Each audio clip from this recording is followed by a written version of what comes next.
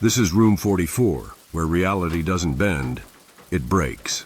Let's begin. I woke up to find an email I didn't remember sending. Subject line, "I'm sorry, it's happening again. Sent at 2:37 a.m. No recipient, no message body, just a timestamp and my name. I live alone. No one has access to my laptop. No remote logins, no malware alerts, nothing strange in my sent folder, except that one message."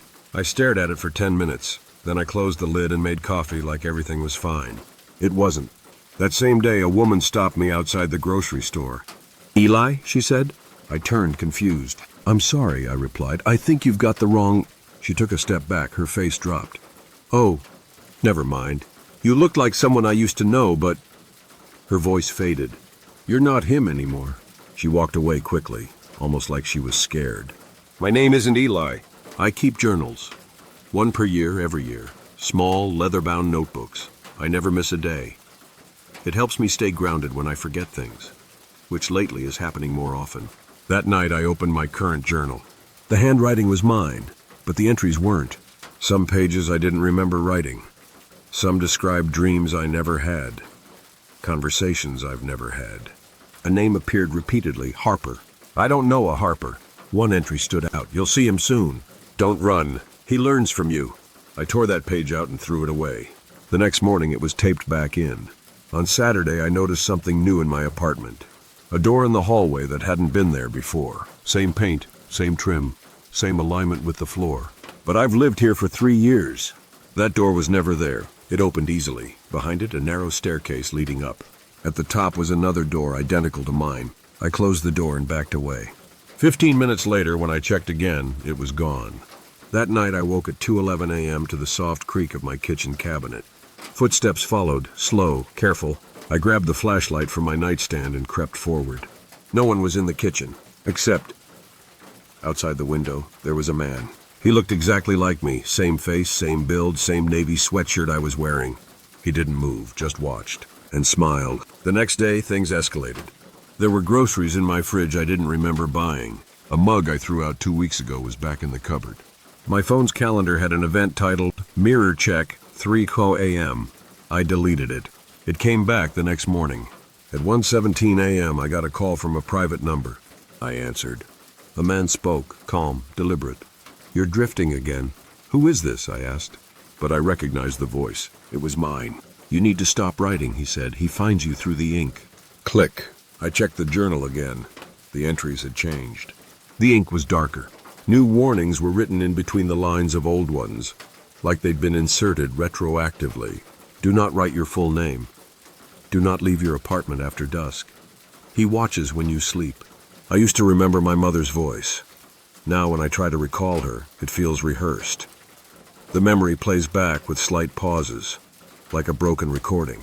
My high school diploma used to hang over my desk. Now there's a certificate I've never seen. Institute for Temporal Ethics. Completion acknowledged. I searched online. No such institute. But the logo matches one I saw drawn in the back of the journal, like a brand, a sigil, or a seal. I stared into the bathroom mirror while brushing my teeth. At first, everything moved normally. Then, my reflection blinked too slowly. It smiled just after I stopped. It raised its hand. I didn't. It traced something in the fog on the glass. "Not you."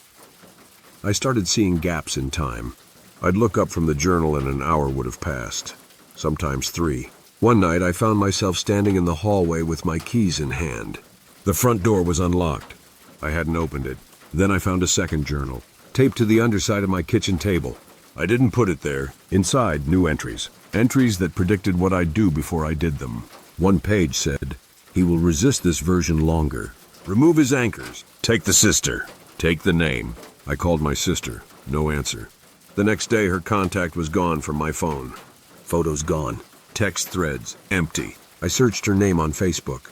No results. I looked through an old family photo album. Her face was blurred out, like someone had smudged the ink on her.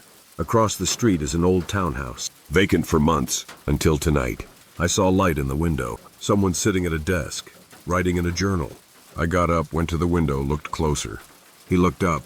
It was me, not just a look-alike. It was me. He mouthed, "You're almost home," then closed the curtains. I set up a camera to record myself while I slept. At 3:21 a.m. I got out of bed. I walked to the journal, sat at the desk. I smiled at the camera. Then I looked directly into the lens and whispered, "It's better if you don't remember." There's a third journal now. It arrived in the mail. No stamp, no address. Inside, "You are version 3.6. The prior you lasted 22 days. You've exceeded expectations. Soon you'll collapse. When that happens, he will overwrite you. The others already have." I don't remember my own handwriting anymore. I'm not sure which entries are mine. Some pages seem to write themselves. I've stopped sleeping. Every time I do, I lose time. I've started to suspect I was never the first, or the original. Just a copy, a test, a temporary life, wearing borrowed skin. Tonight I saw someone outside my building. He was holding a journal and a lighter. When I opened the door to confront him, he was gone.